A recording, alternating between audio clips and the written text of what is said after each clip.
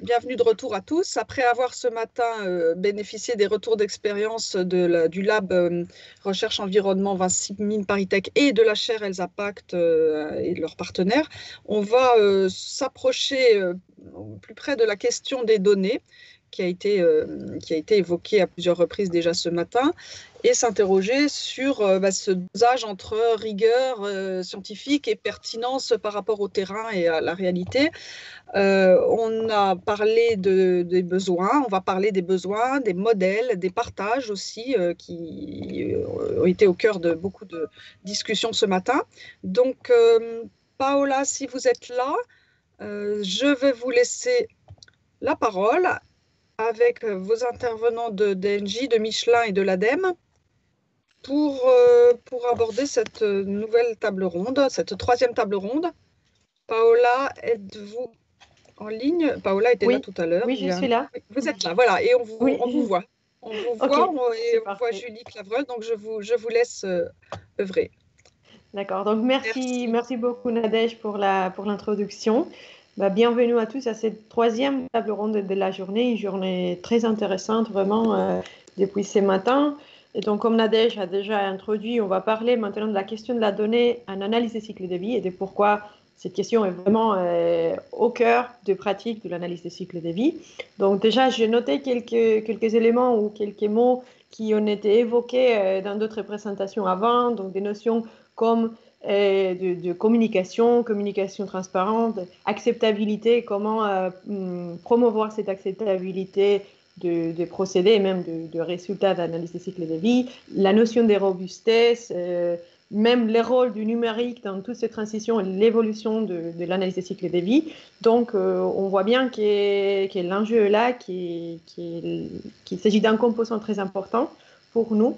Et c'est pour ça qu'on va parler de cette question tout au long du prochain 70 minutes. Donc, je vais commencer par partager une petite introduction que j'ai préparée à la question. J'espère que vous voyez mon écran correctement maintenant. Oui, il est bien affiché en ce qui me concerne, donc je pense que c'est le cas pour tous, je suppose. C'est parfait, merci. Parfait, donc, c'est parfait, super. Donc, déjà, moi, je vais introduire les sujets et après, les intervenants vont se présenter, vont introduire les rôles qu'ils ont dans leur organisation respective et comment ils abordent tous ces types de questions qu'on va voir contribuent à un champ assez large des discussions et des recherches en même temps. Donc, je commence par quelque chose de très, très simple et très basique pour l'analyse des cycles de vie, qui est les cadres méthodologiques que probablement la plupart d'entre vous connaissez déjà ou vous êtes plus ou moins familiarisés avec. Donc, il y a un point qui me semble important à souligner, qui est parmi d'autres, est une façon très importante, l'analyse des cycles de vie est aperçu comme un outil d'aide à la prise de décision. Donc, on veut que l'analyse des cycles de vie nous fournisse un nombre d'éléments et d'informations pour accompagner ces prises de décision.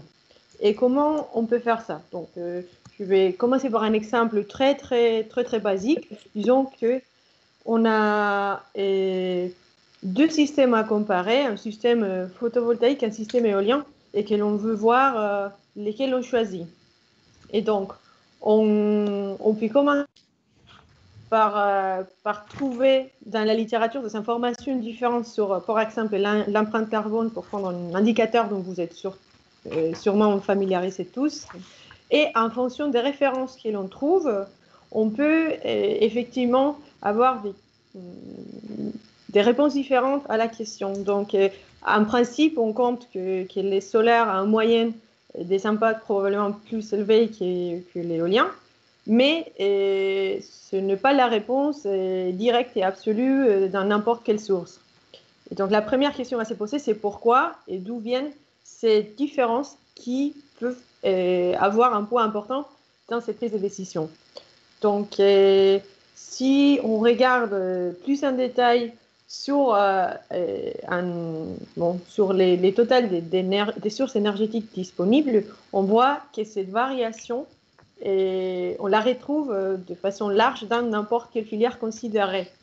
Et la question se pose directement, comment on peut interpréter des résultats qui sont si variables entre comment je peux choisir entre une ou l'autre filière, alors qu'il y a des études qui indiquent de comportements entièrement différents. Comment on peut, à partir de ce type de résultats, identifier la meilleure stratégie et surtout pourquoi, qu'est-ce qui est à l'origine de ces résultats qui présentent de fortes variations? Ce qui peut se résumer dans une question plus large qui serait comment apprendre les incertitudes et la variabilité en analyse des cycles de vie. Donc, déjà, pour vous donner des informations sur ces premiers exemples pratiques que je mentionnais, alors il y a des raisons très diverses et variées, des raisons qui peuvent affecter aux résultats de nos études. Déjà, des raisons de type de variation de systèmes en soi. Donc, il y a des systèmes éoliens, par exemple, qui peuvent être des systèmes en mer, des systèmes terrestres. Il y a des technologies différentes, des tailles différentes des turbines, etc., etc. Il y a aussi des variations géographiques. Et même, il y a des questions méthodologiques, soit des choix méthodologiques, soit des hypothèses que l'on prend quand on doit faire les ACV, qui peuvent nous amener à toutes ces variations.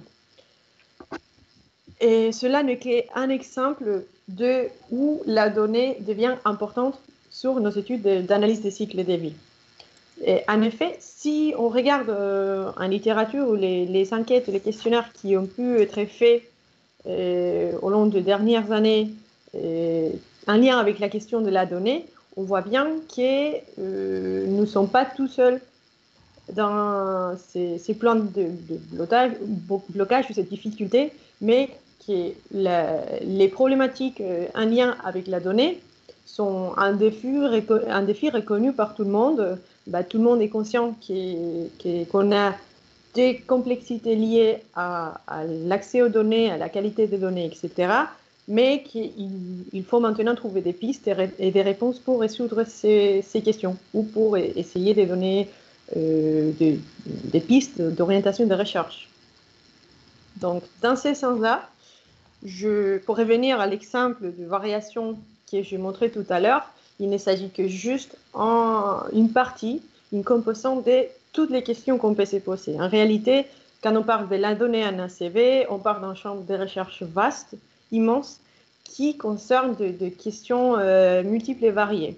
On peut se poser des questions déjà purement opérationnelles en tant qu'utilisateur d'analyse des cycles de vie qui sont, disons, assez basiques, de type quelles sont les bases de données que je dois utiliser, quelles sont les limites des systèmes que je dois définir pour ma collecte de données, quelles sont les données disponibles, etc.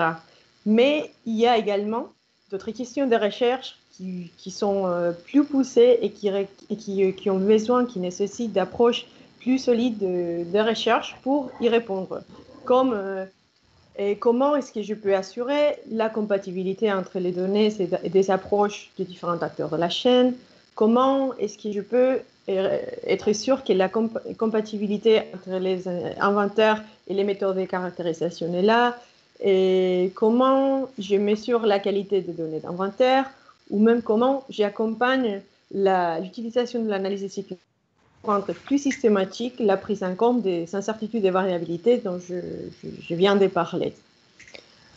Donc maintenant, si vous me permettez, je veux juste présenter dans une minute un projet que l'on a lancé en 2017 en partenariat entre Mines Parité Carmine et les laboratoires environnement et société de ENGIE Lab Crigène, soutenu par l'ADEME en 2017.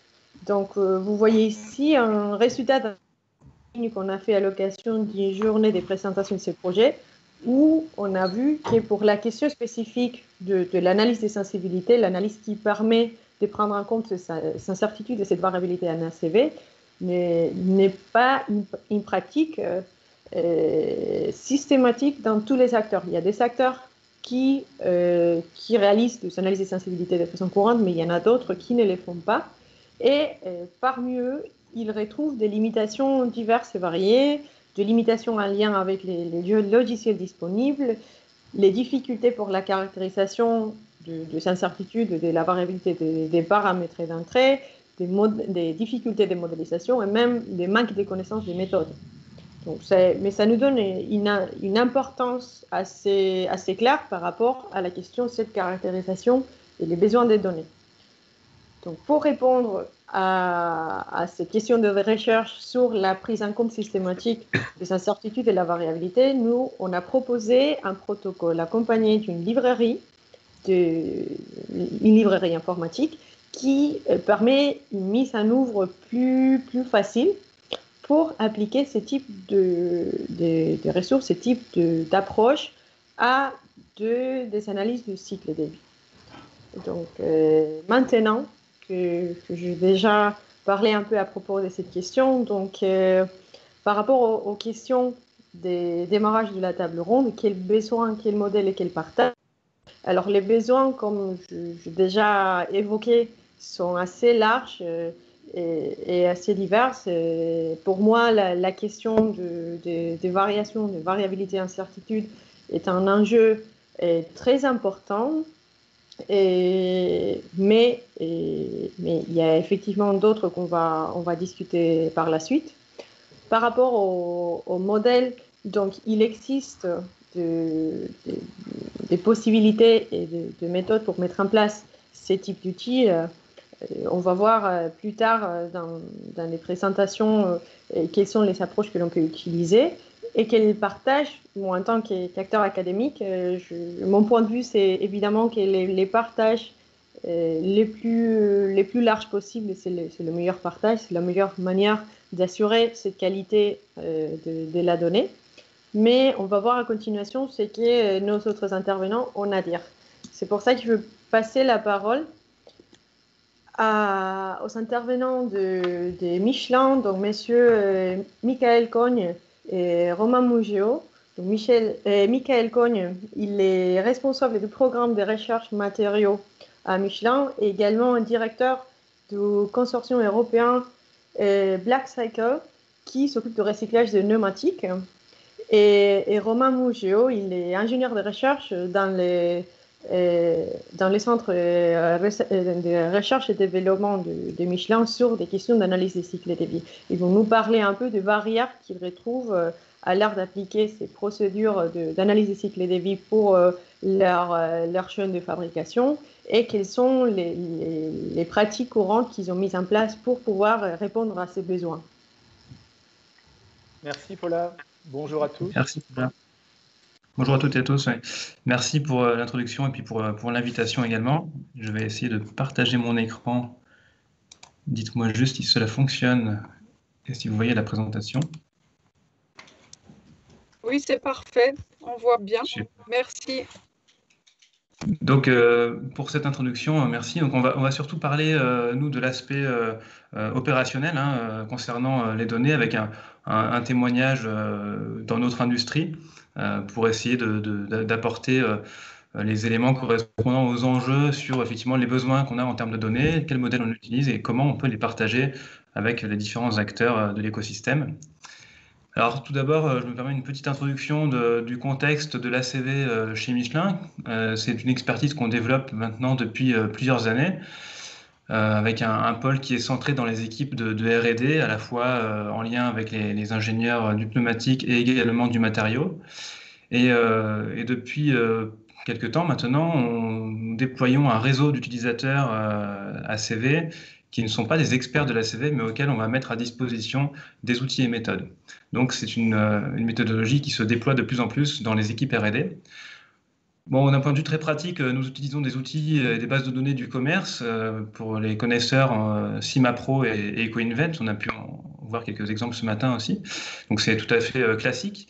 Par contre, nous développons depuis quelques années maintenant des outils aussi internes, des outils maison qui sont spécifiques à nos produits, à nos domaines d'activité et que l'on déploie en interne à nos ingénieurs, concepteurs produits qui ne sont pas des experts de l'ACV.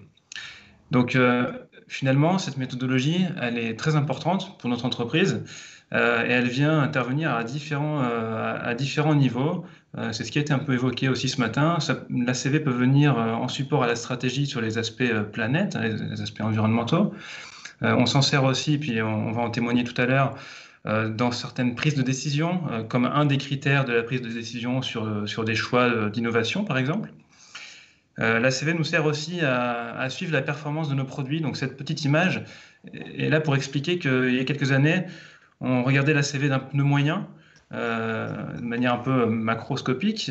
Aujourd'hui, on a une approche beaucoup plus systématique pour suivre de manière beaucoup plus fine l'évolution des impacts environnementaux de chacune de nos gammes dans le temps, sur différents critères environnementaux. Et puis enfin, l'ACV, c'est aussi un outil qui peut être utilisé sous forme d'outils de communication, d'information pour le grand public et également pour les clients. Et tout ça, c'est rendu possible chez nous. Cette expertise s'est développée et continue de se développer via un certain nombre de partenariats, à la fois un partenariat dont on a parlé ce matin, donc ScoreLCA, mais aussi des partenariats de recherche avec le CIREG. Et également, au niveau de l'industrie, on est regroupé entre concurrents au sein de ce qu'on appelle le Tire Industry Project, qui adresse des questions environnementales, y compris l'ACV, donc, et puis aussi avec le soutien de consultants, notamment dans des consortiums, par exemple. Et ce dont je peux témoigner au sein des projets, c'est que ce que vient de décrire Romain, c'est-à-dire le déploiement d'un réseau d'expertise, de méthodologie et de liens en externe au groupe, au fur et à mesure des années, là, durant en particulier les 3 dernières années, l'ACV s'est intégré dans les projets, est rentré dans le flux des projets. Et en fait, comme l'ACV propose une discussion et une clarification des hypothèses et dans pas mal de cas, la plupart des métriques, en fait, elle nous permet au sein des programmes, dans les projets, de pouvoir fixer objectivement des ambitions, de pouvoir définir des technologies et définir des roadmaps de technologies pour atteindre ces ambitions et finalement adapter notre package de technologies à ces ambitions. Et finalement, pour nous, c'est devenu un outil du flux de la conception, du flux des projets, et c'est devenu un outil important d'évitement du greenwashing, ne pas rêver avec des ambitions démesurées qu'on ne saurait atteindre dans les projets, fixer des ambitions raisonnables, définir les voies et moyens technologiques pour les atteindre, et puis mettre les ressources adaptées à ces moyens. Et donc, voilà, ce que je commenterai, moi, sur cette partie-là, c'est que durant les 3-4 dernières années, c'est vraiment la capacité à définir des roadmaps technologiques pour impacter ce domaine des impacts environnementaux qui s'est dessiné dans le groupe. Donc, si on parle maintenant des besoins que nous avons en données. Alors, on vous a représenté ici, de manière très simplifiée, le cycle de vie moyen d'un pneumatique de voiture, exprimé en score unique par simplicité avec les indicateurs du PEF. On voit qu'on a plusieurs étapes, notamment l'approvisionnement en matières premières qui, pour le pneumatique, regroupe une certaine quantité de matières premières diverses et variées. On retrouve du caoutchouc naturel, synthétique, des charges renforçantes, des métaux, des textiles, des produits chimiques, etc. Des étapes classiques de fabrication, assemblage de produits, transport. Une étape importante qui est l'utilisation, la phase d'utilisation, avec notamment une des propriétés intrinsèques du pneu qui est sa résistance à l'avancement, résistance au roulement, qui va consommer une certaine quantité d'énergie sur le véhicule sur lequel il est monté. Et puis enfin, des étapes de fin de vie, de traitement et de collecte et de valorisation. Donc vraiment, en première approximation, ce qu'on voit, c'est que les 2 postes principaux qui ressortent sur le cycle de vie du pneu sont les matières premières et l'utilisation. Et si on peut zoomer sur ces 2-là, sur les matières premières, on a un enjeu très important, un besoin de données, des données bien sûr de qualité. Alors il en existe dans certaines bases de données, mais parfois ce n'est pas suffisant. Donc la question aussi du niveau de détail de ces données, on y reviendra sur la prochaine diapo. Et puis les questions relatives à la standardisation des données, mais qui dit standardisation dit aussi difficulté de différenciation lorsqu'on veut comparer différentes technologies de différents fournisseurs par exemple. Donc ça, ce sont les enjeux plutôt centrés sur les matières premières. Et concernant la partie utilisation, là, les types de données dont on a besoin, c'est beaucoup plus des données donc, en aval, qui ne dépendent pas forcément de nous-mêmes, mais qui sont des données qui sont nécessaires pour modéliser l'usage du pneumatique, qui sont des données venant des véhicules. Par exemple, quel est le rendement d'un moteur ou d'un véhicule sur lequel le pneumatique est monté.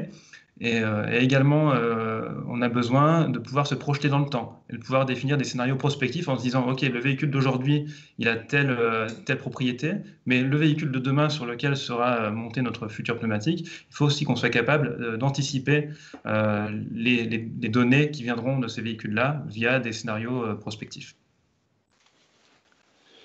Et dans les projets, au sein des projets, ce qu'on a vu se dessiner sur les 2-3 dernières années, c'est une amplification du périmètre de ces données. C'est-à-dire, comme le décrivait Romain, une phase d'usage prépondérante, donc historiquement beaucoup d'accumulation de données sur ce domaine-là, puis les matières premières, puis la fin de vie. Et en fait, dans un modèle d'économie circulaire où on va vouloir chercher à réutiliser des matières provenant pas forcément de notre propre écosystème, de notre propre filière, on va avoir à s'intégrer avec des filières connexes et à interagir sur ces données d'ACV avec des filières qui vont être en dehors de notre propre filière du pneumatique. Aller chercher des matériaux qui viennent de seconde vie, issus de première vie, autre que le pneu. Et donc, du coup, en fait, concrètement, le besoin de données qui était centré sur finalement notre chaîne de valeur pneumatique est en train de s'étendre et de se croiser avec d'autres chaînes de valeur. Et ce point-là, il est majeur et encore en développement fort sur ces dernières années. Voilà, donc sur cette prochaine diapo, on a essayé d'illustrer les enjeux, alors c'est très opérationnel, mais relatif au modèle de données. Finalement, nous sommes ici au milieu, nous, les fabricants de pneumatiques, entre des fournisseurs de matières premières et des constructeurs automobiles. Et j'ai tenté d'illustrer de manière très, très simple la question des modèles de données qu'on utilise, parce que finalement, selon à qui on s'adresse et pour quelle application on le fait, les types de données qu'on doit utiliser peuvent être relativement différents. Donc si on se place du côté du manufacturier de pneumatiques, sachant que pour nous, quand on regarde vers l'amont, donc vers le fournisseur, l'ACV, elle va nous servir de critère de décision. Ça va être un des critères de décision pour choisir des technologies de nouvelles matières premières, notamment issues du recyclage ou biosourcées. Donc, on va demander certaines informations à nos fournisseurs et avec un niveau de précision souvent assez élevé. Mais en même temps, on a aussi un besoin d'aller vers l'aval et donc de rejoindre un petit peu la question des matières premières avec les impacts que peut avoir notre produit sur un véhicule. Et là, on se creuse un petit peu plus la tête parce que question des données matériaux. Quand on regarde chez un constructeur automobile, le pneu est souvent un composant parmi plusieurs milliers. Et donc, le niveau de détail associé, le pneu est souvent décrit avec 2 ou 3 matières premières principales. Et puis, donc sur la droite, là, je vous ai montré un petit peu l'extrême opposé, c'est comment nous, on le regarde en interne. Finalement, on a quasiment une 50aine de matières premières différentes. Donc finalement, entre 3 et 50, est-ce qu'il y a un juste milieu, un compromis pour pouvoir dialoguer correctement en mettant suffisamment de précision sans non plus noyer l'information. Et pour aller un peu plus loin, si on prend une matière première, par exemple le noir de carbone, eh bien, on considère ici une seule donnée, mais en fait, derrière, il peut y avoir potentiellement plusieurs fournisseurs qui ont eux-mêmes des impacts environnementaux différents, et l'idéal étant de choisir celui qui a le meilleur impact environnemental. Donc, ça pose une question de complexité. Si on avait des données génériques, ce qui est le cas pour un certain nombre de matières premières aujourd'hui, comment pouvoir différencier ensuite, si ces données sont standardisées, comment pouvoir différencier les fournisseurs ? Et ça c'est vraiment une question de notre quotidien, parce que quand on va vouloir comparer des technologies, comparer des effets, certains peuvent être d'une provenance matériaux, d'autres d'effets de procédés, d'autres des effets de conception produit. Et on a besoin que l'ACV nous permette de comparer les choses et de dimensionner le filtre qui va permettre de sélectionner les meilleures opportunités. Et donc, l'ACV, là, c'est la faculté à disposer d'un filtre de qualité qui nous permette de filtrer les bonnes opportunités, de rejeter les fausses bonnes idées et au final, de garantir qu'on va avoir un impact environnemental minimisé le plus efficacement possible. Oui. On a ajouté également donc l'enjeu de l'usage que j'évoquais sur la précédente diapositive. En fait, elle est importante pour nous parce qu'elle va nous permettre d'adresser correctement le compromis de performance du produit en fonction du type de véhicule sur lequel il peut être monté. Un même pneu sur un véhicule thermique ou un véhicule électrique n'aura pas forcément le même impact. Donc, on peut être amené à concevoir des compromis de performance différents. Pour autant, il faut qu'on ait déjà les propriétés, les données nécessaires sur le véhicule. Et pour étendre un petit peu la réflexion, on a mis ici le point de vue du fournisseur de matières premières et puis le point de vue du constructeur automobile. Il y en a un qui va chercher à valoriser son produit vers l'aval et l'autre qui cherche à se retourner vers l'amont pour décarboner ou pour réduire globalement les impacts de sa chaîne d'approvisionnement. Et tout ça, ça nous fait penser qu'on a quand même besoin d'approches déjà sectorielles, c'est-à-dire dans un secteur, dans le transport par exemple, puis encore plus large, des écosystèmes plus importants, vu que finalement, comme disait Michael, les actions qu'on a par exemple sur le recyclage et la fin de vie vont dépasser le secteur de la mobilité parfois. Et là, en fait, ça souligne ce que vient de dire Romain, le fait que l'optimum local au sein de la chaîne de valeur va pas forcément l'optimum global va pas forcément être la somme des optimums locaux et qu'il nous faut, par cette approche sectorielle, tester des sensibilités et des effets qui peuvent mener à ce que pour certaines parties de la chaîne soient moins disantes pour que la chaîne globale soit mieux disante. Et donc, cette approche multipartenaire, c'est quelque chose qu'on voit se développer, et en particulier pour favoriser l'économie d'impact global sur l'ensemble d'un cycle, pas uniquement celui de notre propre métier, mais celui de la filière et du secteur complet.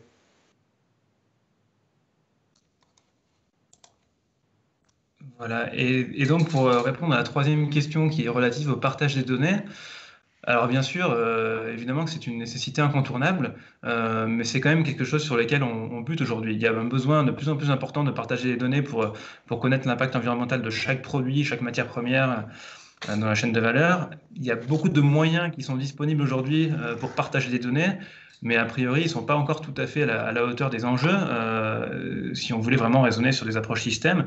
Alors, on a illustré ici quelques moyens du plus simple, c'est-à-dire le questionnaire Excel qu'on envoie aux fournisseurs pour qu'ils nous donnent quelques informations, en passant par des constructions de bases de données soi-même, ou finalement en allant plus vers la complexité et également la précision des données, en collaborant avec d'autres acteurs, en travaillant sur des données certifiées jusqu'aux déclarations environnementales et éventuellement les empreintes environnementales produits pour lesquels Michelin supporte aussi ce genre d'action-là, parce que ça va dans le bon sens pour pouvoir partager des données.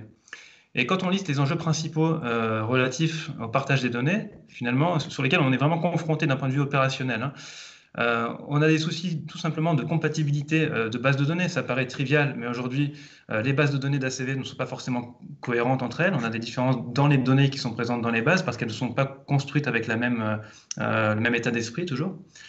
Derrière, il y a aussi la question de la confidentialité des données. Quand on demande des données primaires, c'est compliqué pour des raisons de confidentialité de partager certaines données. Donc en réalité, aujourd'hui, on partage plutôt des données, des boîtes noires, des résultats de calcul. Il y a la compatibilité des logiciels également, qui ont du mal à communiquer aujourd'hui. Donc dans un secteur d'activité, par exemple dans le transport, il y a beaucoup de constructeurs qui utilisent Gabi. Nous, on utilise SIMAPRO. Rien que pour ça, il y a des difficultés de communication entre les outils. Et donc, on passe souvent par des alternatives, pour ne pas citer Excel, par exemple, ce qui est assez dommageable. Les questions de cohérence méthodologique, on n'a pas forcément toujours d'alignement sur la manière de prendre en compte certains aspects méthodologiques. Quand on parlait de matériaux biosourcés, par exemple, il y a plusieurs approches pour la prise en compte du land use, de l'utilisation des sols, du stockage de carbone, aussi pour la fin de vie. Donc, si on n'a pas de cohérence d'approche méthodologique, on ne peut pas comparer deux matériaux différents s'ils n'ont pas suivi les mêmes méthodos. Et puis enfin, les méthodes d'impact cycle de vie.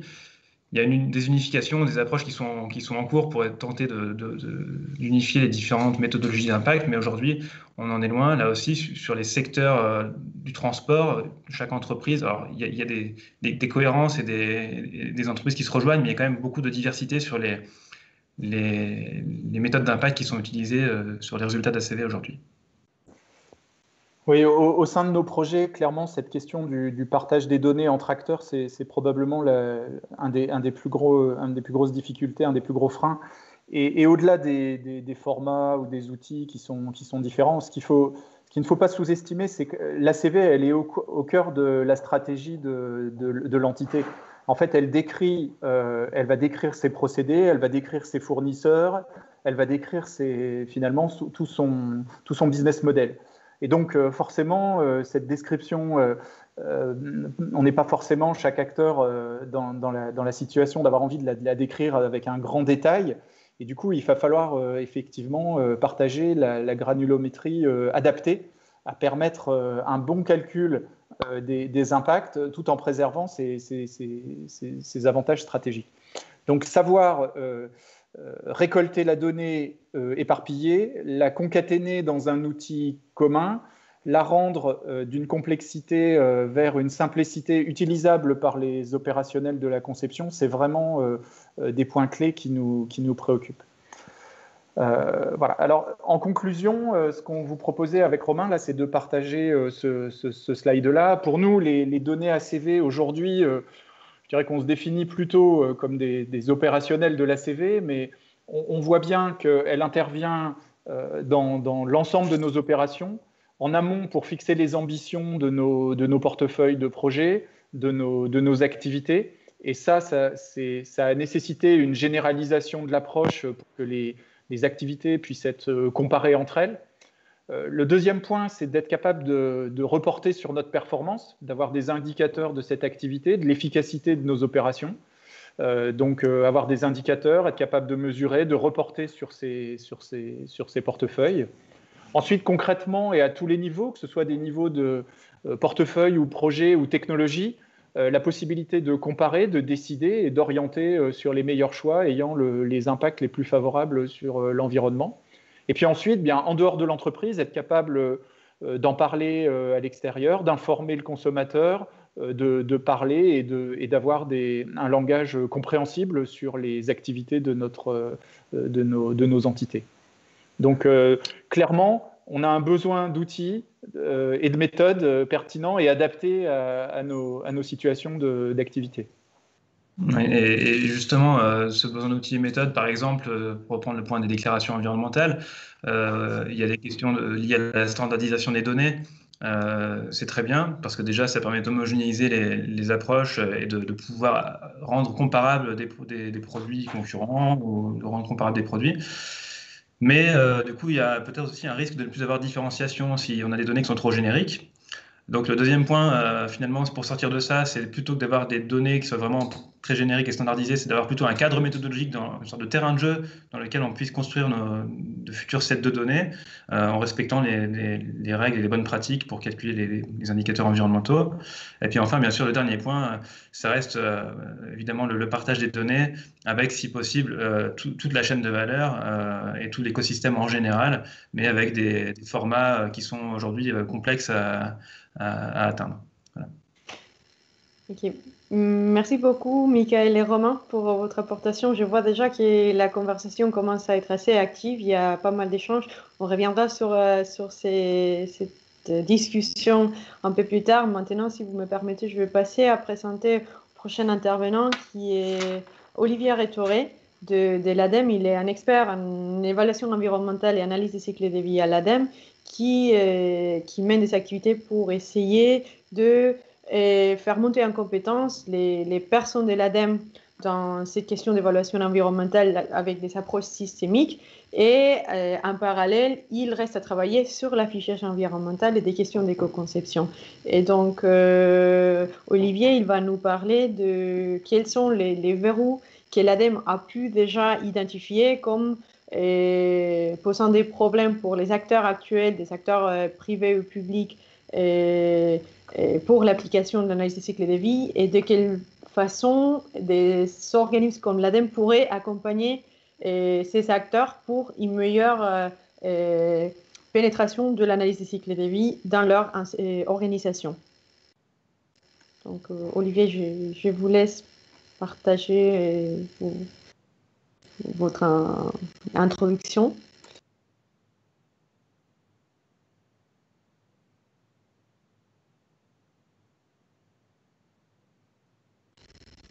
Alors, Olivier était là tout à l'heure. Est-ce que vous êtes là, Olivier? Ou est-il sorti pour mieux réentrer? Ça arrive parfois.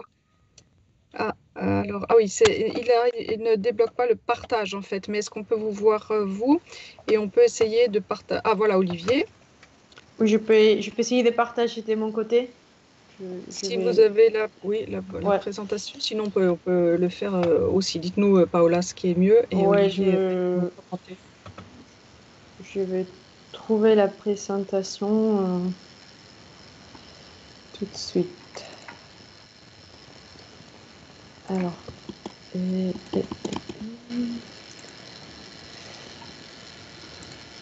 donc je pense que normalement la présentation doit être affichée. La voilà.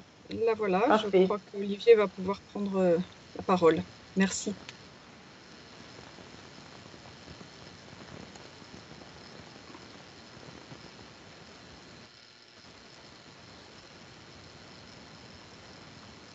Olivier, on vous entend pas? Alors peut-être, pourtant on ne voit pas le micro bloqué, donc c'est... Non, Olivier n'arrive pas à prendre la parole. Alors que se passe-t-il? Pourtant on voit votre présence en ligne et on ne voit pas de micro barré, donc ça voudrait dire que ce n'est pas une question de micro. Peut-être Olivier, essayez de vous déconnecter et de vous reconnecter. Il semble y avoir un problème. Ouais. Alors, un numéro de téléphone pour la présentation. Numéro de téléphone pour arriver sur Teams, ça je ne sais pas trop. Je conseillerais de déconnecter, reconnecter pour voir quand même si ça a été un problème d'accès. Pour commencer. Et sinon, je peux vous donner... Voilà, Olivier va essayer de revenir. Ouais. Sinon, je vais... Entre-temps, on peut peut-être passer la parole à Julie. Oui, on peut prendre une question. Je voyais sur la conversation Julie, qu'il y avait... Peut-être Julie. Je vous laisse faire. Il y avait, oui, il y avait pas mal de discussions par rapport à l'exemple que je pris un peu naïvement sur les filières énergétiques. Effectivement, je pris un exemple assez avec l'objectif que ce soit simple, parlant pour tout le monde. Mais effectivement, je me suis mis dans la question sur l'intermittence de l'énergie, qui est toute une autre discussion très, très intéressante aussi. Mais trop large pour entrer dans l'objet de ces discussions. Mais juste pour vous donner quelques compléments d'information, c'est vrai que nous, au sein du centre, on travaille également sur ce type de questions. Et effectivement, je suis tout à fait d'accord sur l'importance et les besoins d'inclure, quand on fait des évaluations des scénarios énergétiques, toutes les questions autour de l'intermittence et d'assurer en soi les services et pas de comparer les filières de façon individuelle. Et dans ces cadres-là, il y a eu, par exemple, une thèse soutenue il y a 1 an maintenant sur l'évaluation des scénarios énergétiques compte tenu de ces questions d'intermittence par rapport à partir de modèles dynamiques qui permettraient de prendre en compte effectivement les besoins de stockage pour avoir une évaluation du mix électrique en sens large. Pour l'instant, on a appliqué ça à des contextes insulaires parce que, bien évidemment, ce sont des contextes plus faciles à contrôler en termes de flux d'import-export qui peut rendre l'exercice plus compliqué. Mais déjà, on a des pistes pour continuer à faire des recherches dans ce type de questions. Mais tout à fait, je partage les besoins d'inclure ce type d'aspect dans les évaluations. Donc, je ne sais pas si maintenant Olivier a pu se connecter. Alors, je ne l'ai pas vu revenir encore. J'essaye de le joindre par ailleurs. Peut-être est-il en... Donc, peut-être passer à Julie. Oui, on va faire ça. Donc, je vais passer la parole à Julie Cavrel, qui est ingénieure de recherche dans les départements de recherche et développement d'Engie à Engie Lab Crigen, et qui va nous parler de la question autour de variation des données et de comment, quelles sont les approches que vous êtes en train de mettre en place et d'explorer pour faire face à ces questions de recherche. On ne t'entend pas, Julie. C'est le microphone qui est coupé. Ok, et là, vous m'entendez? Oui, c'est parfait. Ok, pas simple. Ok. Et vous voyez mon écran? Oui, on voit l'écran, oui, merci. Parfait. Ok, parfait. Bonjour à tous, ravi d'être parmi vous et merci de me donner cette opportunité de parler du point de vue d'Engie. Donc voilà, je suis ingénieure de recherche au centre R&D Crigen. d'Engie. Et j'ai tout d'abord prévu de vous parler de nos enjeux et problématiques autour de l'ACV et de ces données, et avant de vous présenter des solutions sur lesquelles on travaille. Alors, hop. Voilà. Alors, au Lab Environnement et Société dans lequel je travaille, nous sommes régulièrement sollicités pour des études, des questions, notamment d'aspects stratégiques, de la part soit d'entités d'Engie ou du corporate. Alors, des exemples, ça peut être, par exemple, au sujet du positionnement d'un gaz comme le biogaz, l'hydrogène par rapport à d'autres vecteurs énergétiques dans un contexte mobilité, industrie, bâtiment. Et en fait, ça se rattache souvent à deux types de questions. On va dire, il y a un premier cas où on a choisi une technologie et on veut comprendre comment elle va se positionner dans le futur en fonction notamment des évolutions du système extérieur et aussi des évolutions réglementaires. Puis il y a un autre cas où on souhaite orienter un choix vers une techno ou une autre et on veut donc comparer plusieurs options. Donc voilà, les enjeux sont grands pour nos interlocuteurs internes dans ces cas-là. Et ils veulent en fait anticiper des futures réglementations, législations ou aussi d'éventuelles controverses. Donc voilà, on a un réel besoin de disposer de résultats qui soient suffisamment robustes pour les conseiller et aussi que les indicateurs qu'on utilise aient un sens pour leur prise de décision. Mais donc voilà, derrière une question qui peut paraître simple, je vais prendre par exemple questions telles que est-ce que je dois m'approvisionner en électricité photovoltaïque ou en électricité, par exemple, française du réseau. Il y a une réelle complexité. Alors, tout d'abord, il y a une grande variabilité des cas. Comme vous le savez, variabilité dans les technologies employées pour la production, les pays d'approvisionnement, les efficacités ou la localisation géographique, si on parle de photovoltaïque. Et voilà, on va avoir des performances très variables. Le deuxième aspect à côté de ça, c'est qu'on doit faire face à des difficultés concernant la disponibilité, la qualité de la donnée. On a à notre disposition des bases de données, comme vous le savez, mais on sait aussi qu'en pratique, leur mise à jour, elle n'est pas du tout systématique ni homogène. Donc, si je reprends le sujet du mix électrique français, par exemple, on a des valeurs très différents, qui peuvent être assez différentes si on regarde dans la base de données type EcoInvent ou dans la base carbone ou les facteurs de l'IEA. Et ça, c'est du fait de périmètres différents, de comptabilisation et aussi d'années de référence différents. Voilà. Un troisième point important, c'est de se poser la question de la pertinence de la donnée vis-à-vis de la décision à prendre. Par exemple, je voyais aussi, on en discute dans le chat, là, le fait que dans le cas de l'électricité, est-ce qu'on est sur un usage de base ou un usage de pointe? Un usage de base ou un usage de pointe. Et à ces moments-là, on va avoir des impacts très différents suivant si on est dans un cas ou dans l'autre. Oui, Olivier? Ok. Donc, vous m'entendez bien? Oui, je pense qu'on a eu Olivier de retour, mais tu peux continuer, Julie, okay. Jusqu'à la fin de ta présentation. Ok. Donc voilà, on va avoir des impacts très différents si on a un usage de base ou un usage de pointe. Et enfin, il y a un enjeu très fort au niveau de l'évaluation environnementale de technologies nouvelles ou émergentes, pour lesquelles on a très peu de données. Et donc on a à la fois ce problème-là, et l'autre problème, c'est d'avoir des informations ou des données prospectives, puisque ici, on s'attache la plupart du temps à des questions, des décisions qui sont sur un horizon de temps 5-10 ans, voire même 20, 30, 50 ans si on parle d'infrastructures, par exemple pour un bâtiment ou au niveau de la ville. Donc voilà, donc si je reviens sur ces différents aspects, ces enjeux en termes de questions de recherche, pour nous, c'est au niveau de la variabilité, comment la représenter, quand est-ce qu'on estime qu'on a un échantillon suffisant pour affirmer qu'on représente bien le système qu'on souhaite évaluer. Et ensuite, au niveau de l'incertitude des données, comment l'évaluer, la prendre en compte dans nos résultats et en même temps simplifier nos messages parce qu'on sait que on ne veut pas perdre notre interlocuteur dans les détails. Alors, un de ces enjeux dans ce sujet, c'est quels outils sont disponibles aux praticiens ACV pour prendre en compte cette incertitude et cette variabilité. Donc ça a été l'objectif du projet InsérACV qui se termine ce mois-ci, qu'on a mené avec Mines ParisTech Armin et que Paola a évoqué. Donc il y avait un financement et accompagnement de l'ADEME. Donc pour vous présenter rapidement le protocole qui a été développé dans le cadre de ce projet.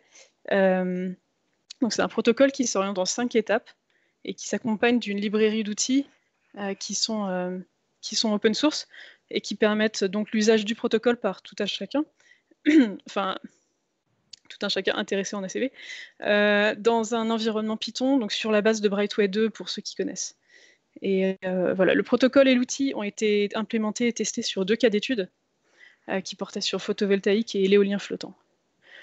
Très brièvement, en quoi ça consiste, c'est après avoir défini le cadre d'études et en particulier le domaine d'application, on va construire un modèle paramétré de référence et caractériser les incertitudes et variabilités des paramètres d'entrée. Et ça va nous permettre d'accéder à la phase 4, donc l'analyse de sensibilité. Là, on réussit à obtenir des distributions pour chacun de nos résultats d'impact et à identifier les paramètres clés dans notre modèle. Et en option, on peut générer, ici vous voyez, des modèles simplifiés ici vous voyez un exemple de modèle simplifié. Alors nous, ce que ça nous permet de faire, tout d'abord, c'est d'identifier des plages de variation des résultats de nos ACV et potentiellement derrière de comparer plusieurs technologies ensemble. Ensuite, ça nous permet de prioriser les paramètres qui vont requérir plus d'efforts pour des collectes de données futures. Et puis enfin, les modèles simplifiés, pour nous, ça répond vraiment à un besoin qu'on a qui est vraiment croissant, de diffuser la pratique ACV à travers le groupe chez des non-experts ACV. Ici, voilà, ici tout l'enjeu, c'est de réussir à prendre en compte la complexité et la variabilité de nos modèles, donc dans des modèles experts en fait, et puis de les rendre accessibles à tous chez Engie pour une meilleure prise de décision. Donc c'est en quelque sorte faire le lien entre des travaux de R&D et la diffusion d'indicateurs ACV dans l'entreprise pour que tout le monde se les approprie. Ici, j'ai une dernière slide pour vous présenter comment est-ce qu'on avance sur ces enjeux, ces sujets de recherche. On a un certain nombre de collaborations actuellement en place. Alors, tout d'abord, on a des projets de recherche spécifiques. Alors, je vous ai présenté avec Mines ParisTech Armin le projet InsérACV. Avec le LIST Luxembourg, on a un projet sur la modélisation des impacts environnementaux du changement de mobilité qui s'opère à l'échelle d'une région, et en particulier pour évaluer la mobilité hydrogène.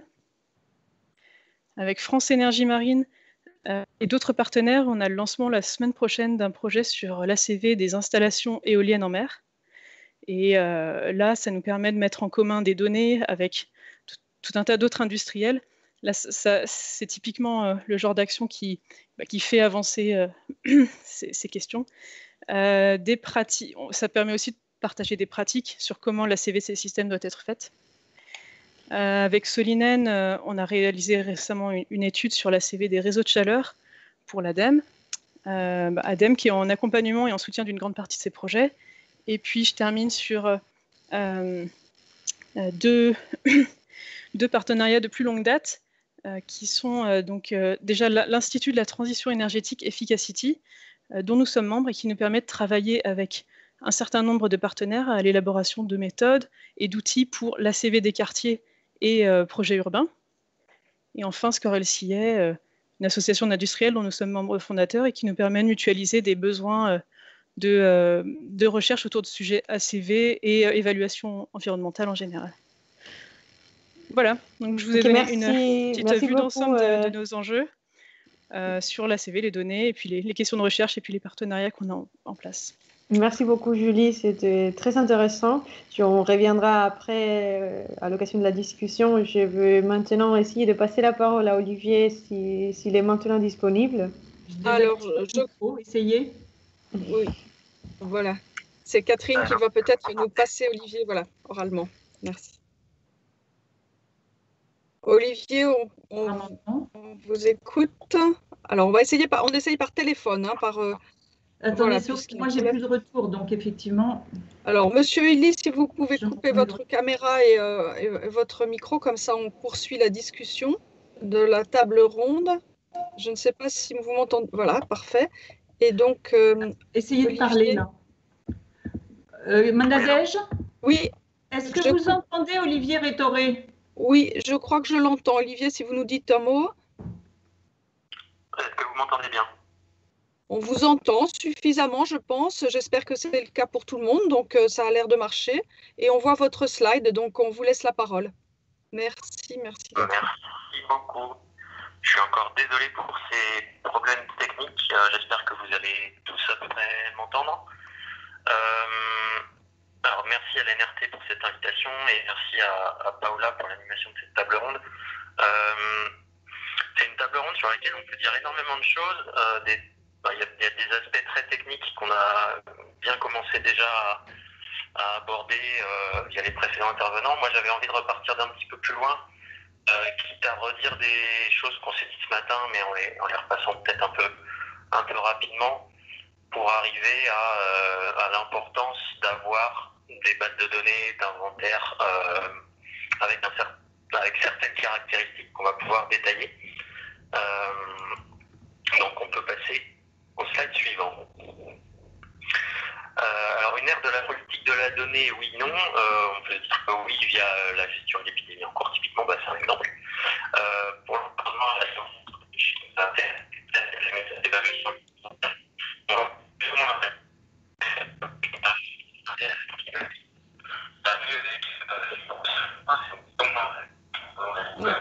Là, c'est moins intelligible. Allô ?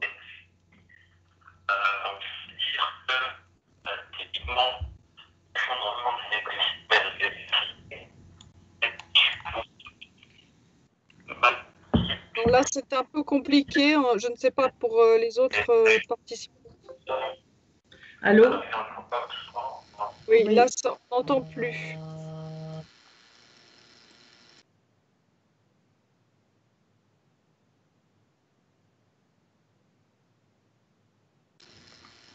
Oui, on a des difficultés pour suivre Olivier Rétoré. Oui, on utilise un passage téléphonique et là, ça marche mal. Olivier, vous m'entendez ?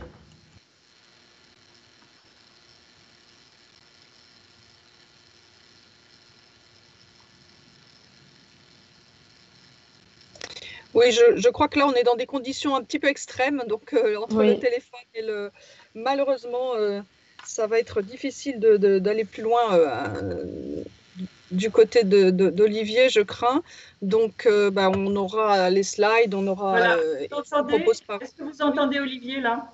Olivier, est-ce qu'on vous entend ? Allez-y. Est-ce que vous m'entendez ? On entend partiellement. On entend partiellement. Oui, essayez, puis sinon, c'est que la ligne est trop mauvaise. Ouais, je sais pas quoi faire de plus. Maintenant, ça a l'air de marcher mieux. Ça marche mieux. On va essayer de continuer, sinon on verra on risquera d'interrompre. D'accord. Est-ce qu'on peut revenir peut-être au slide numéro 2 ?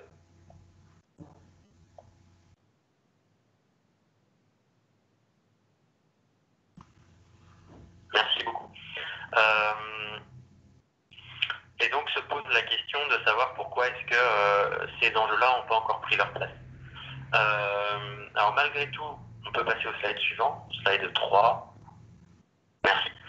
Malgré tout, on voit que les politiques au global sont de plus en plus basées sur ces approches systémiques. On a pris l'exemple de la réglementation environnementale 2020 pour le bâtiment. C'en est un très clair. Alors pourquoi ? Par nécessité, de par la complexité des activités humaines, des chaînes de valeur qui sont très longues. On peut citer les exemples des secteurs de l'économie, enfin de l'électrique, électronique ou du textile avec 10 à 12 étapes dans la chaîne de valeur. Et puis des chaînes de cause à effet environnementales et sanitaires qui sont multiples et complexes. Également parce que c'est de plus en plus possible. Alors c'est de plus en plus possible, oui, au niveau de l'ACV, il y a une meilleure compréhension solutions et des meilleures pratiques. C'est quand même beaucoup moins vrai sur les approches macro. On en a peu parlé aujourd'hui, mais sur les approches entrée-sortie étendues aux externalités environnementales, qui sont indispensables par exemple pour suivre la façon dont un pays comme la France respecte ou pas le protocole de Kyoto, qui sont également indispensables pour mesurer les effets rebonds, savoir si au final ce qu'on a dégagé comme bénéfice environnemental par une solution technique va pas au final engendrer simplement un bénéfice économique en bout de chaîne qui va engendrer lui-même une dépense supplémentaire sur un secteur plus polluant. Auquel cas, on n'a rien gagné. Et pour ça, la LCV va être assez inopérante, en tout cas en attributionnel. On a des espoirs avec la LCV conséquentielle de faire mieux, mais on a aussi besoin d'approches du type entrée-sortie étendue pour traiter de cette question fondamentale des effets rebonds. Est-ce que vous m'entendez toujours? Oui, on vous entend bien. Je pense que c'est bon. C'est miraculeux. Alors là, c'est allé un peu vite. Alors malgré tout, donc là, oui, donc on sort petit à petit des approches flux, déchets, énergie, matière pour aller vers des approches englobantes. Malgré tout, on voit que c'est encore balbutiant. Alors c'est le début du slide 4. On voit que c'est encore lent et balbutiant entre mes usages et raccourcis. Alors, ce qui est normal dans la vie d'un outil qui est encore assez récent. Mais du coup, avec encore des tentations plus ou moins fortes de faire du monocritère ou du monoétape. Alors, les écueils, malgré tout, on en a. Les agrocarburants de première génération peuvent en être. Et curieusement, même dans une approche qui vise à être systémique comme celle de l'économie circulaire, on peut trouver aussi des raccourcis parfois.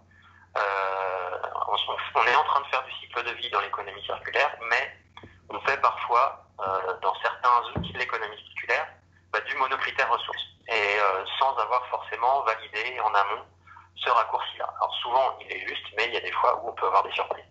Et c'est là où il faut faire, où le systémique est indispensable. Alors pourquoi est-ce qu'on en fait encore peu et que c'est balbutiant, etc. Il y a la question évidemment de la compétence et du manque de montée en compétences. Il y a aussi une question clé qui est celle de la confusion entre simplicité et simplicité. Moi j'entends à peu près toutes les semaines, oui mais la CV c'est trop compliqué. Alors la CV c'est trop compliqué parce que les chaînes de valeur sont compliquées et parce que l'environnement et la santé c'est compliqué. Donc on vise forcément à embrasser tout ça du fait que c'est complexe. Mais l'objectif n'est pas d'avoir une démarche complexe. L'objectif c'est que les outils finaux qu'on met dans la main des décideurs soient simples, ce qui n'est pas du tout la même chose. Et cette confusion-là nous fait souvent utiliser des démarches simplistes sous le prétexte d'une nécessité d'outils simples in fine. Et donc, de fait, le chemin vers une systématisation des approches systémiques reste encore long. Alors, on peut avancer au slide suivant. Donc, le message qui va avec ça, c'est oui, pour simplifier les outils, à mettre dans les mains des entreprises, des collectivités, de l'État, des citoyens aussi, à condition d'avoir validé avant ces simplifications par une approche systémique. Et donc, pour déterminer les fenêtres de validité de l'approche plus simple qu'on aura mise sur la table. Prenons un exemple concret, c'est ce qu'on appelle les PCR, donc les règles de modélisation par catégorie de produits ou de services, ou pour les organisations ça marche pareil. Donc là on a le cas de l'affichage environnemental en France, on a le cas de PEF et OEF en Europe. L'objectif c'est de manipuler certes un outil complexe, mais pour in fine en sortir des outils de modélisation simplifiés pour les utilisateurs. Alors pour PEF, l'argument de la simplification, on ne le connaît pas, il est difficile à mettre en avant parce qu'on ne l'a pas encore assez expérimenté. Mais c'est ce qu'on a en tout cas essayé de faire au moins pour l'affichage environnemental en France. On peut passer au suivant. Donc, la question de la montée en compétences, oui, mais on voit qu'elle nécessite de différencier deux types de montée en compétences. Que pour organiser le développement de ces approches, que pour les comprendre une fois construites, il va falloir s'adresser aux décideurs. Et que ces décideurs-là, on ne va pas les mettre leur mettre l'ACV dans les mains. Ils ne vont pas se mettre à faire de l'ACV conséquentielle, etc. En revanche, leur besoin à eux, c'est de comprendre les tenants, aboutissants des décisions qu'ils doivent prendre, les limites et les fenêtres de validité des outils qu'ils manipulent ou qu'ils font manipuler. Et donc là, on est sur une montée en compétences de type montée en compréhension. Alors que pour les praticiens eux-mêmes, et l'ACViste restera un métier, on ne va pas faire des décideurs, des ACVistes et inversement, eux, ce dont ils ont besoin comme montée en compétences, c'est bien d'une montée en expertise. On voit que encore sur l'ACV attributionnel, il y a encore des ACV mal faites, il y a encore du monocritère non validé par du systémique en amont. L'ACV conséquentiel reste encore un peu beaucoup trop peu pratiqué, y compris chez nous, à l'ADEME. Sur les hybridations entre ACV, approche entrée-sortie, MFA ou approche locale, tout reste à faire. Et puis on a parlé d'un des apports de PEF sur les facteurs de normation et de pondération qui permettent d'aboutir à du score unique. L'approche de PEF, elle vaut ce qu'elle vaut, elle a plein de défauts, mais elle est très intéressante sur la partie aide à la décision multicritère. Encore faut-il savoir quelles sont les limites de cette approche-là.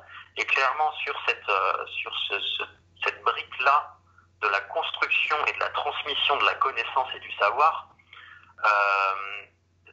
c'est là où se fait la liaison entre l'expert et le décideur, et c'est un des aspects sur lequel on a des deux côtés une montée en compétence à faire, une montée en expertise et une montée en compréhension. On peut le passer. Donc faire du systémique, c'est très bien. Après, on peut très bien mal le faire. Alors, comment faire du systémique à peu près bien? Ce serait présomptueux de ma part de dire comment. Après, on essaye. On apprend un peu en faisant, c'est encore nouveau. Malgré tout, on arrive déjà à dégager, je dirais, deux types d'exigences. Ce qu'on peut dire, c'est que la nature complexe de ce qu'on veut évaluer, via les approches systémiques, implique déjà une exigence de robustesse. Donc, robustesse, qu'est-ce que c'est? Là, on peut mettre plein de choses derrière. Il y a des notions de consistance, de transparence, de reproductibilité, de représentativité, etc. Donc plein de sous-objectifs. Et sous ces sous-objectifs, on va pouvoir mettre plein de moyens. Des notions de revue critique externe, de revue critique externe indépendante, de revue critique externe indépendante avec rapport de revue critique publique, etc. Il y a plein de niveaux possibles. Et puis une exigence essentielle d'ouverture et de transparence. Alors pourquoi? Pour permettre la contribution, la mise à jour, le regard critique des tiers, et y compris des citoyens eux-mêmes. On voit de plus en plus de demandes qui nous arrivent à l'ADEME pour ouvrir nos bases. Il y a des licences plus ouvertes, mais ouvrir nos bases, pas que idéalement sur l'utilisation des indicateurs d'impact, mais ouvrir les bases aussi pour pouvoir les décortiquer et les désagréger. On voit ces besoins qui arrivent, y compris via la Convention citoyenne pour le climat, qui nous demande une empreinte carbone, un affichage environnemental des produits de grande conso via une empreinte carbone. Et qui se met à creuser ces questions des données et des bases de données. Donc la transparence est clé. Et alors il y avait un dernier point sur le slide 7, et elle a un impact très fort sur la question de la gouvernance. Sur le slide 7, si on peut juste revenir, voilà, merci. Sur la gouvernance du modèle. Et là, on retombe sur une nécessité d'une gouvernance qui permette à la fois un espace de critique, des protocoles pour contribuer, de la médiation, une possibilité à la contribution, l'enrichissement, la mise à jour et le partage. Ça a été beaucoup évoqué par Michelin et c'est essentiel. Et donc, on ne peut plus se contenter aujourd'hui d'un mode de fonctionnement descendant. On doit aller vers de l'horizontalité dans la gestion de ces bases. Donc concrètement, slide 8, quels impacts pour l'ACV et les bases d'ICV, donc d'inventaire de cycle de vie, et quels moyens pour atteindre de tels objectifs? Alors là, il y a à mon sens une différenciation assez fondamentale à faire entre ce qu'on pourrait appeler les bases natives et les bases filles. À l'ADEME, on gère deux bases, la base carbone et la base impact. Et on est partie prenante d'une troisième qui est INES, qui est gérée par le CSTB sur les produits de la construction. Là-dessus, on est sur des bases filles. Ce sont des bases plutôt d'indicateurs d'impact, ou en tout cas de flux mais agrégés. donc avec des problématiques forcément d'opacité, etc. Mais à la limite, ça peut se comprendre pour des bases filles. En revanche, pour les bases natives comme EcoInvent, etc., qui permettent de construire ces bases-là, là, on doit avoir une transparence totale et une désagrégation totale, au moins ceux qui les manipulent et les contrôlent. Et c'est là où vont intervenir des notions de confidentialité. C'est comment s'assurer... Pardon, on a un micro ouvert. Fermez vos micros. Allô? Oui, merci. Je demandais juste à quelqu'un de fermer son micro. Merci. Vous pouvez continuer, je crois. D'accord. Et donc, on doit aller vers, pour ces bases-là, de la désagrégation, au moins pour ceux qui les construisent, les mettent à jour et les révisent. Et puis, c'est là qu'on va trouver les notions de consistance, avec une interrelation des jeux de données, c'est-à-dire que tous les procédés vont être reliés entre eux pour avoir de la comparaison sur le résultat. Si on n'a pas de consistance sur l'arrière-plan, on n'a pas de comparabilité des indicateurs d'impact en sortie. Les capacités de mise à jour en permanence, c'est là où on va les trouver. Et les notions d'interopérabilité sur lesquelles, par exemple, les Nations Unies avec Lawrence Milaikanas qui va intervenir tout à l'heure pourra en dire bien plus que moi. Et sur les bases filles, par contre, là, le besoin va être un peu différent. On va pouvoir être sur des choses plus agrégées, plus simples d'usage, plus simples en termes de mise à jour. Par exemple, par le biais de procédés, ce qu'on appelle partiellement désagrégés, et de modèles paramétriques. Donc là, l'exemple du projet présenté par Paola en CRACV est très pertinent, où une partie du modèle va être figée et assumée comme telle, et le reste sera ouvert. Le fait qu'une partie du modèle soit figée, ça ne veut pas dire qu'on ne va pas faire de mise à jour, mais on va peut-être en faire uniquement dans la base native, et ça ressortira, mais par exemple une fois par an, via une mise à jour de la base fille. En sachant que pour la base fille, c'est là où on va avoir besoin de stabilité dans le temps et de mise à jour ponctuelle. Donc ça, c'est clairement des choses qu'on est en train de discuter dans un projet qui s'appelle CDLCI aujourd'hui, pour Core Database Lifecycle Inventory, qui est porté par le bureau d'études pré-consultant, qui est celui qui développe CIMAPRO, en collaboration avec EcoInvent et Blonk. Et c'est l'objectif de ce projet-là, d'arriver à faire le lien, la passerelle, entre une base native consistante et mise à jour en permanence, avec des archétypes par secteur, sur lesquels les organismes puissent contribuer. Et derrière, la possibilité pour des acteurs comme les mines, comme l'INRAE ou comme l'ADEME, de contribuer ou d'utiliser les archétypes sectoriels sur, par exemple, l'énergie, les transports ou l'agriculture. Merci. Merci beaucoup, Olivier. C'est une présentation vraiment très intéressante et très éclairante. Et maintenant, comme on est un peu court en termes de temps, j'aimerais bien proposer un petit tour pour ceux qui souhaitent discuter sur des points spécifiques des aspects qu'on a évoqués. Si quelqu'un parmi les participants a des questions à poser.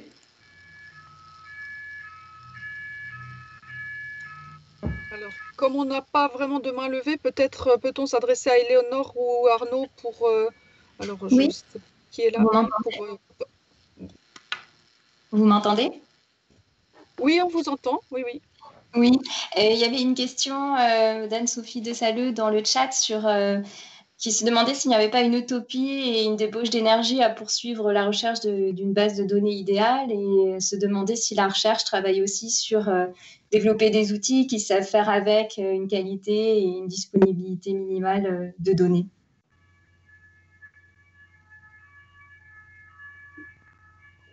Je ne sais pas si ça parle. Ouais, c'est une très bonne question. Je veux bien essayer d'apporter un élément dessus. Je ne sais pas si vous m'entendez encore. Oui, c'est parfait, Olivier. Oui, c'est utopique, mais c'est indispensable. Donc, qu'est-ce qu'on fait avec ça? On fait ce qu'on peut. EcoInvent aujourd'hui, tout le monde l'utilise, mais en même temps, tout le monde la critique. Mais pas beaucoup de gens y contribuent. Donc, on voit bien que on peut certainement faire mieux, mais que pour faire mieux, il va falloir améliorer la question de la gouvernance et de la possibilité de contribution et de vérification par les tiers. Alors je vois Bruno Potier dire et CoInvent donne cette possibilité avec ensuite une vérification par des tiers, c'est tout à fait vrai. Et c'est très bien de le souligner, mais c'est difficile à massifier. Typiquement, nous on l'a tenté via l'ADEME en sortie d'une étude ACV. Ça a été assez complexe pour un seul procédé. Et on voit bien qu'on a besoin de mécanismes plus souples et plus agiles aujourd'hui, et avec une gouvernance qui soit plus ouverte. Donc après, le modèle EcoInvent reste pertinent et super intéressant, et c'est indispensable de continuer à bosser avec eux. Mais on voit qu'il y a une nécessité à aller un cran plus loin aujourd'hui, mais quitte à le faire avec 2 niveaux de gouvernance. Un niveau de gouvernance sur les bases natives qui sera une gouvernance d'experts, qui permettra de travailler typiquement sur les archétypes sectoriels et sur des approches fines.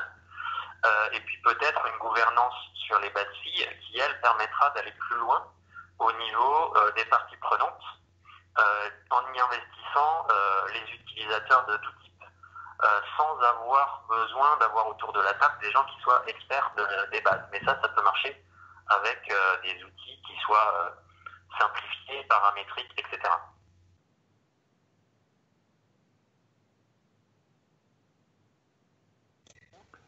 Moi, si je peux répondre sur un industriel qui a cette question-là, puisqu'on va chercher à faire des analyses environnementales en assez systématiques, mais finalement sur un grand nombre de projets, et du coup, il faut qu'on soit quand même économe. C'est que j'ai l'impression qu'en fait, c'est un débat qui est propre à toute performance, quoi, c'est-à-dire la capacité à évaluer l'impact, à différencier 2 solutions versus la qualité de la mesure, des descripteurs ou de la performance et le coût qu'on va y mettre. Et aujourd'hui, nous, la façon de le traiter, c'est souvent de faire des études de sensibilité, c'est-à-dire à la fin d'une étude, se poser la question, et si je m'étais trompé de temps, est-ce que ma conclusion serait différente ou pas? Et à ce moment-là, ces études de sensibilité, parfois couplées à de la statistique, nous aident à vérifier la robustesse de notre décision.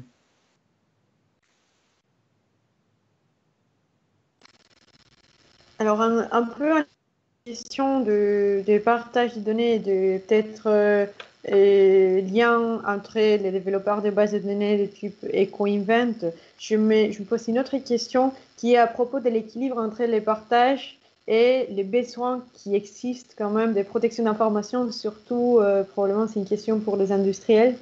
Et donc comment gérer ces besoins d'équilibre et comment pouvoir partager les données sans trop impacter sur ces besoins.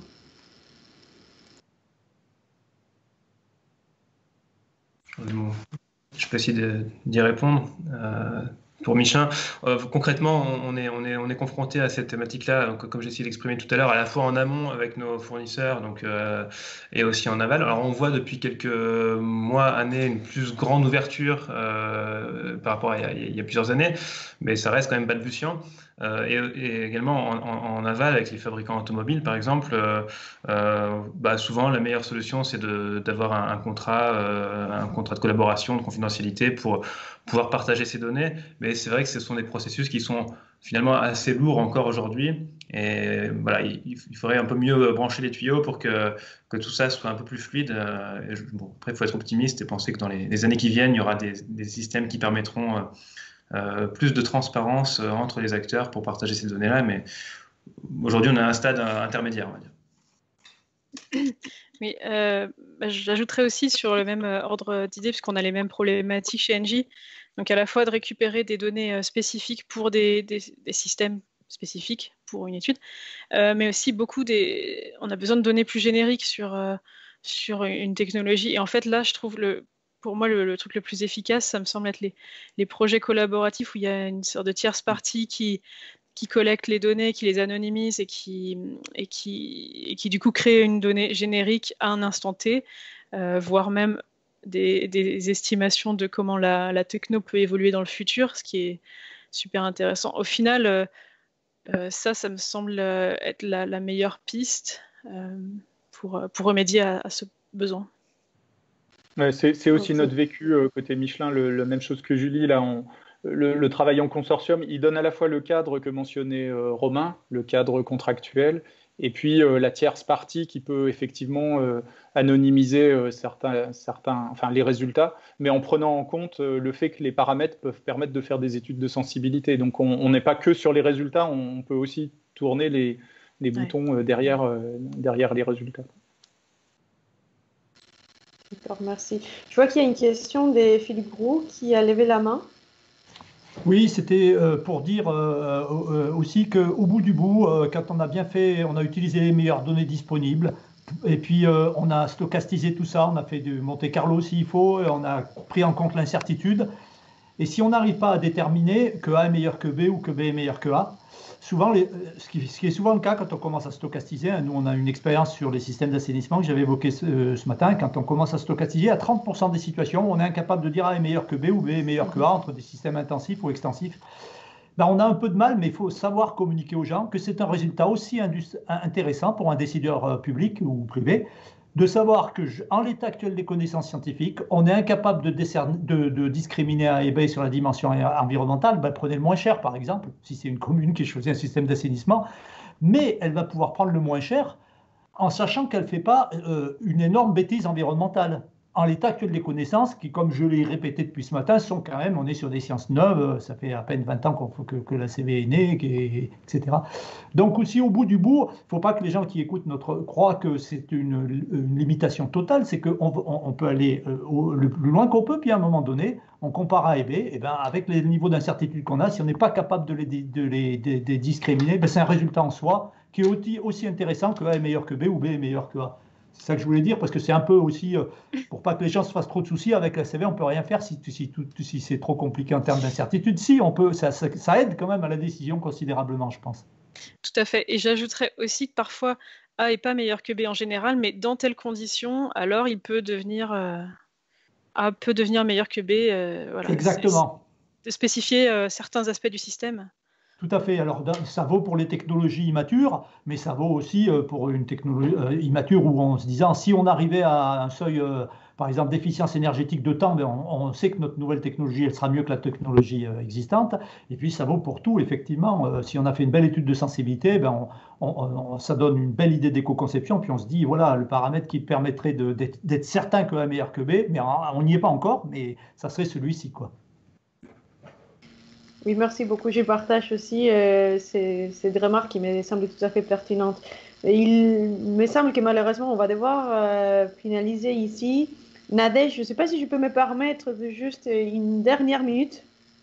Oui, vous pouvez prendre une minute, Paola, tout à fait. Et puis, on raccourcira peut-être de quelques instants la pause pour rattraper un peu. Merci beaucoup, c'est très gentil. J'avais juste une toute dernière question à propos de quelque chose que Olivier a déjà évoqué de façon plus ou moins directe, quand il a parlé de la CV conséquentielle. Et c'est vrai qu'on développe des méthodologies, des approches, etc., de plus en plus complexes, mais on se pose à un moment donné une question sur dans quelle mesure les outils que l'on développe et que l'on développe davantage, peut-être les acteurs académiques, s'ils sont vraiment près de la réalité et de quelle façon ces outils peuvent être mis en place. Est-ce qu'il y a un écart entre ce qui est en train de se développer de façon de plus en plus avancée en termes théoriques ou en termes méthodologiques et l'application pratique de ce type d'éléments? Est-ce que, par exemple, la CV conséquentielle est quelque chose qu'un industriel peut opérationnellement appliquer pour analyser ces procédés, ou on devient un peu trop complexe en termes de développement qui, après, ne peuvent pas se mettre en place en pratique? Moi, je dirais que oui, c'est complexe, mais il y a certains types de questions que nous posent les personnes qui prennent des décisions dans l'entreprise qui clairement demandent ce genre d'approche. Donc, après, c'est à nous de faire le job de leur faire comprendre comment ça a été fait et quelles sont les conditions d'utilisation des résultats. peut ajouter aussi que, enfin, pas forcément des ACV conséquentiels, mais déjà des ACV prospectifs, donc attributionnels avec des données prospectives, c'est une première étape. C'est vrai que des ACV conséquentiels nécessitent un peu plus d'expertise et c'est pour ça qu'au début on mentionnait que, enfin, on pense que c'est vraiment nécessaire et intéressant, vu que c'est une discipline quand même assez jeune, de travailler en écosystème à la fois sur des réseaux très pratiques comme ScoreLCA ou aussi avec les acteurs académiques pour appliquer des nouvelles méthodologies sur des cas pratiques de chaque industrie pour faire avancer, je pense, à la fois les cas d'usage d'un point de vue académique, mais aussi pour nous, pour intégrer ces nouvelles méthodos au quotidien. Mais il faut le faire accompagner. Pour compléter, je ne sais pas si vous m'entendez. Oui. Je dirais que c'est important de différencier ACV conséquentiel avec fort impact sur l'arrière-plan. Par exemple, je suis l'État français, je veux développer à large échelle le véhicule électrique. Je vais avoir des impacts sur l'arrière-plan qui sera le système électrique. Et là, on a encore assez peu de pratiques, même si, comme dit dans les commentaires, c'est pas une approche nouvelle, on reste encore assez limité dans nos retours d'expérience. Par contre, sur beaucoup de cas, je veux faire un achat, j'ai un projet, j'ai une action, un plan d'action. Je veux en estimer les conséquences avant de me lancer, ou au fil de l'eau, ou pour valider mon résultat. C'est déjà du conséquentiel. Sauf que sur l'arrière-plan, les impacts seront de moindre ampleur. Et là, l'outil ACV existant nous permet déjà de faire des choses plutôt bien, sans avoir à aller chercher la compétence nécessaire pour faire l'autre type d'ACV conséquentiel, en plus de la CViste, qui sera l'économiste qui pourra modéliser les impacts sur l'arrière-plan. Et là, nous, on a développé une méthode à l'ADEME qui s'appelle QuantiGES il y a quelques années, et qu'on a multicritériser, qu'on est en train de multicritériser avec Solinen notamment, qui s'appellera Empreinte Projet, qui va sortir en début d'année prochaine. L'objectif, c'est de permettre à une entreprise ou une collectivité qui n'a pas forcément une maîtrise complète de l'approche ACV conséquentielle, d'en faire quand même et de se l'approprier. Alors, au moins à un niveau qualitatif, si elle ne souhaite pas faire appel à quelqu'un pour l'accompagner, à un bureau d'études. Et puis si elle souhaite aller plus loin dans la quantification, elle va devoir se faire accompagner comme d'habitude, mais au moins elle aura quelque chose de clé en main, avec dedans intégrer notamment les notions de score unique du PEF, qui là encore ont plein de limites, mais vont permettre au moins aux décideurs de prendre une décision avec déjà avec une approche systémique, donc de sortir du monocritère, et de le faire avec un minimum de niveau de conscience de la robustesse, puisque dedans on a intégré quelques éléments d'auto-analyse, on va dire. Donc ça, c'est quelque chose qui va sortir en début d'année prochaine.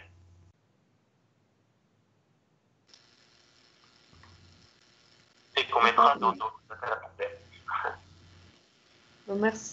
Merci beaucoup. Donc, je pense qu'on peut finaliser ici. Je tiens encore à remercier à tous les intervenants qui ont présenté des éléments très, très intéressants à mon avis, pour tout le monde, et aux organisateurs surtout de cette journée pour les échanges très pertinents qui ont lieu. Merci.